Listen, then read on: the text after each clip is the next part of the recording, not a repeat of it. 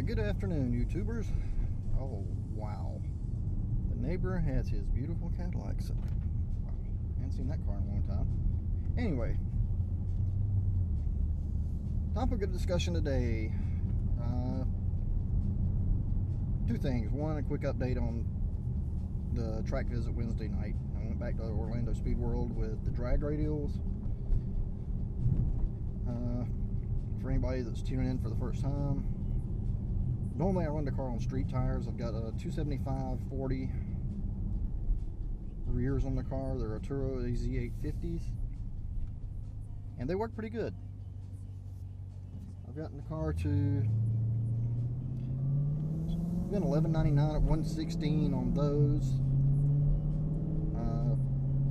Best 60 foot was a 175.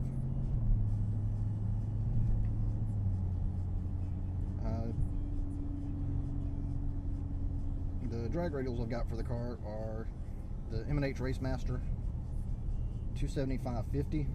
Trying to keep the tire diameter okay. But anyway,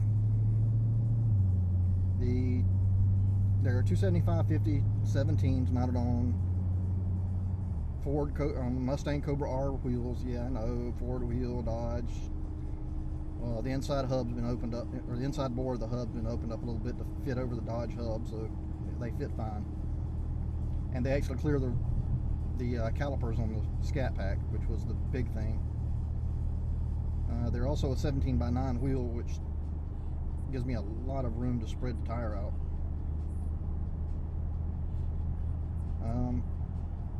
But went to Orlando Wednesday night to do a little comparison testing. And I've gotten the car to run so good on regular street tires that I wasn't sure I was going to gain a lot from the drag radials.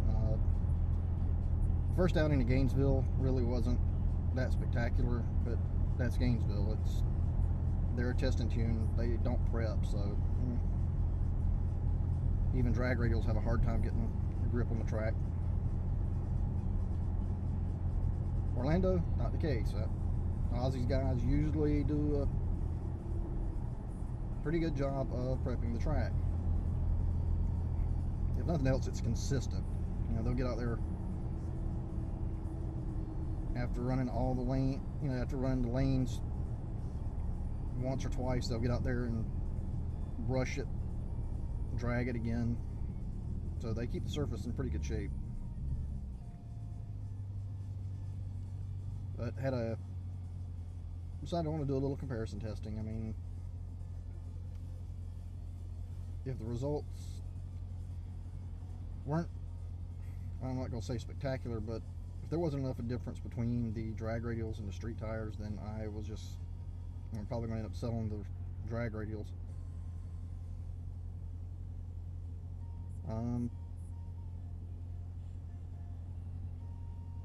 I can say they were worth maybe a tenth, 2/10 at most.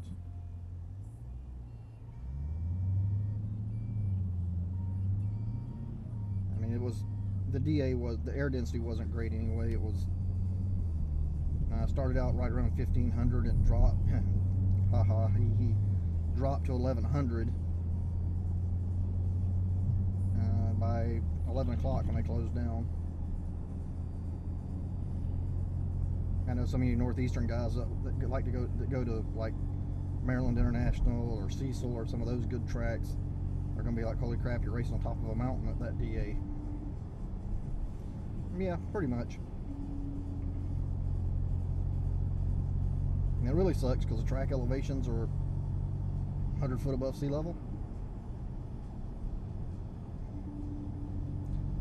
But yeah, I really didn't see a marked difference. I mean, but that was kind of expected because the car runs so good on street tires. It took a lot of tinkering and playing around with the car to figure out what it actually wants. What I actually need to do to get the car to get the best times out of it on street tires.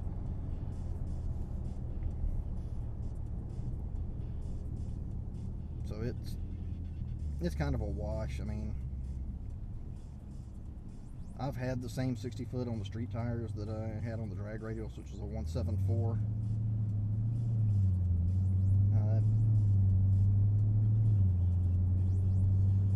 Really, I'm more than likely going to get rid of them. I mean, really, not planning on going back to the track till the end of the year anyway.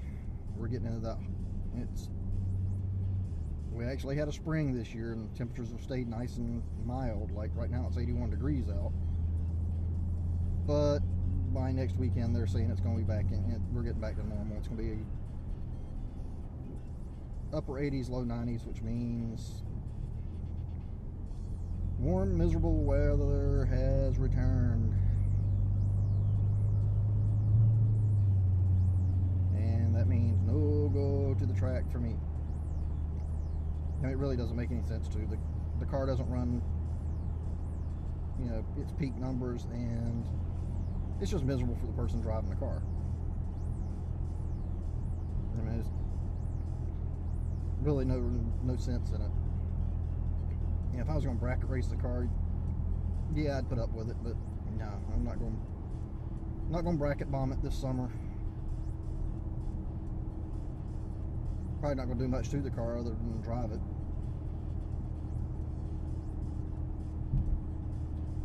But yeah, the car went an uncorrected 1207 at 114 on the drag radials,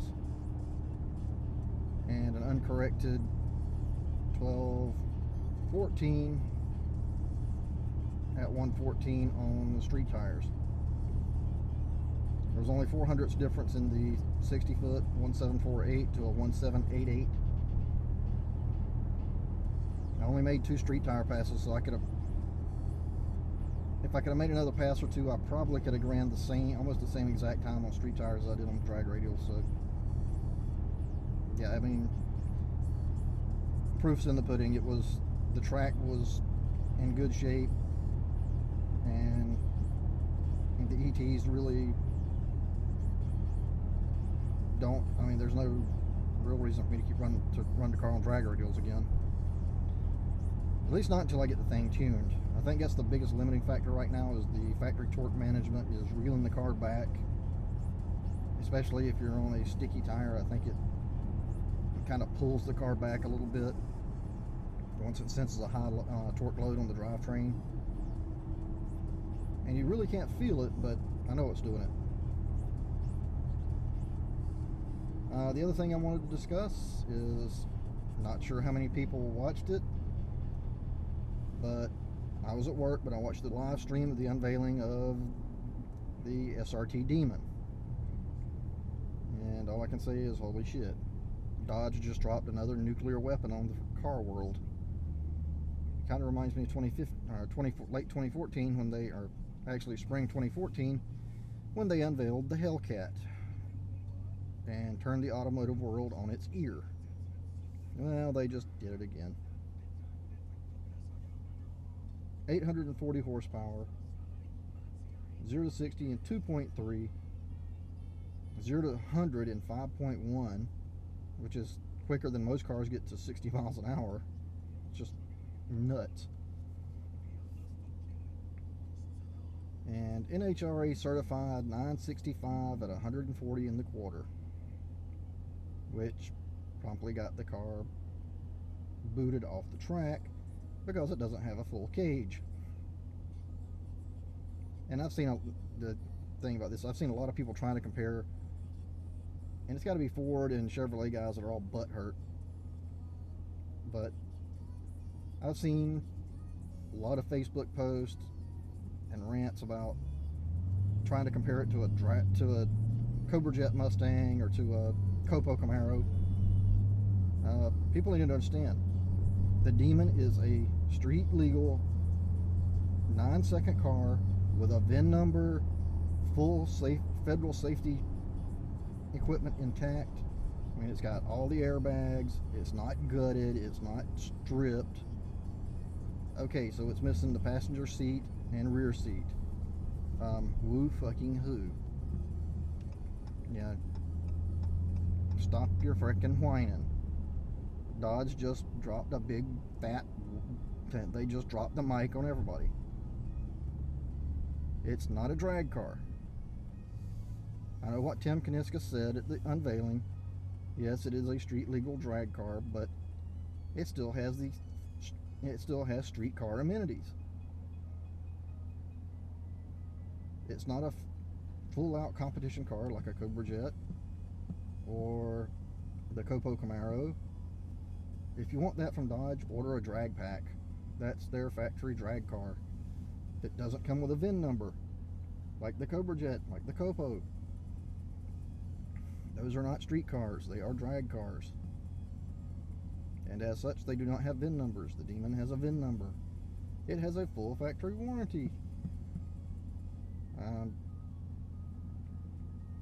I really don't know why people...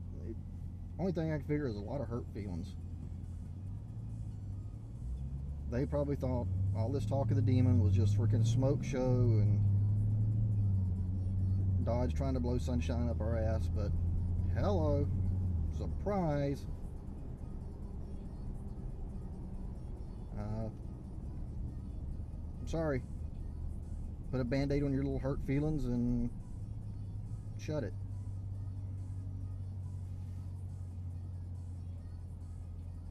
I mean, it's insane how much negativity there is out there from in some of the car world, and people screaming and jumping and ranting and carrying on. It's like, Dodge just,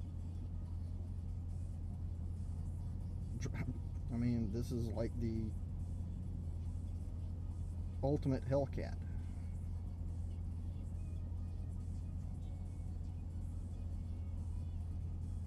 Yes, it has drag-oriented parts, but guess what? It's a street car. You know, that's... Hopefully some of the butt hurt will die down, and I even saw one person post something about, why didn't Dodge put... Or I've seen a bunch of people actually post about, why didn't Dodge put a roll cage in the car from the factory? If it runs 9s, it should have a cage. How about no? It's not cost effective, because then they would have to completely recrash federal, they'd have to recertify the car for federal crash standards, because it changes the structural integrity of the car, it changes energy dissipation, it changes a whole bunch of things. So they would have to recertify an already certified chassis, and for something they're only going to build 3,000 to 3,500 of, that's not cost effective.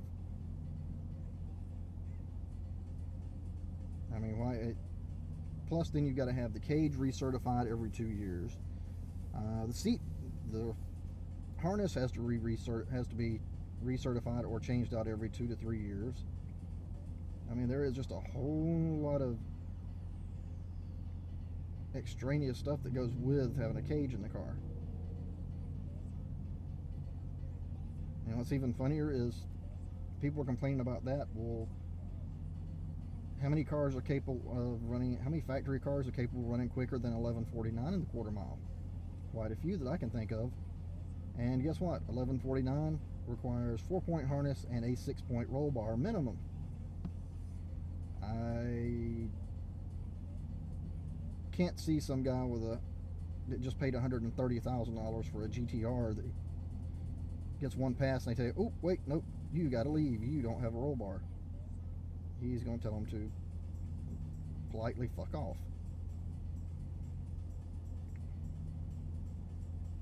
I mean, that's something NHRA is going to have to look at, because factory stock cars are running so damn quick now. I mean, it's getting pretty ludicrous. It's definitely the second coming of the muscle car. No doubt about it. But yeah, the Demon is just, if nothing else, it has set off a lot of freaking heated discussions and some butt hurt. So, but it's, hey, things have been getting a little stale. So yeah, it was about time. And the last big bombshell was the GT350, and so yeah, we were about time. It was about due, and they did it right. I mean, if nobody's watched the unveiling, hopefully it's still on the Dodge website. If you go to ifyouknowyouKnow.com, and like I said, hopefully they've left that part of the website up so you can watch the unveiling. Pretty damn impressive. They put on one hell of a show. But anyway, just wanted to do a quick update and a quick discussion on the Demon. You know, that's all you see on Facebook now is Demon this, Demon this, Demon this, and I can understand the Ford and Chevy camps are getting a little sick and tired of it, but it's just like it was when the Hellcat came out. It damn near broke the internet. Anyway, you guys have a good one. Stay safe out there, and I will talk to you later. Have a good one.